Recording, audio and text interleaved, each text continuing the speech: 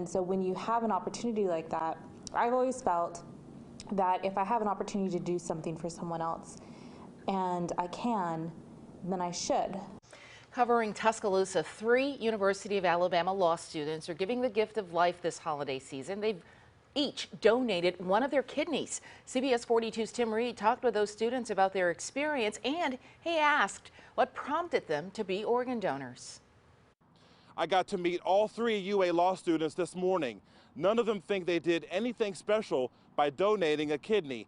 They tell me they simply did it to help save a life. There's a big need for this kind of a thing, where I learned about the amount of people who need kidneys and the impact that it can have on someone's life. These University of Alabama law students decided to give 3 people who needed kidneys a very special gift.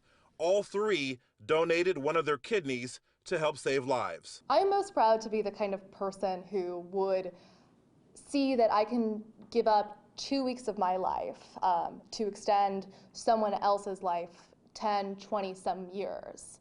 I think that's what I'm proud of. The law students didn't even know who their recipients were when they had their surgeries. I've always felt that if I have an opportunity to do something for someone else and I can, then I should. And at that point, based on the amount of effort and that I would have to go through in order to change that person's life, I considered it a no-brainer. I made that decision right then and there that if I was able to do it, that I would. After all 3 recovered from surgery, they got the chance to meet the 3 people who received a kidney transplant.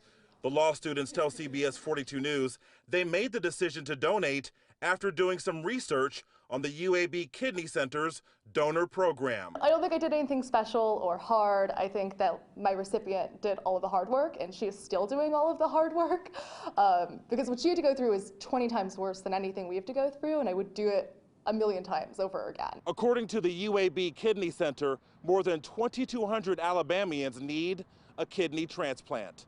In Tuscaloosa, Tim Reed, CBS 42 News, local coverage you can count on.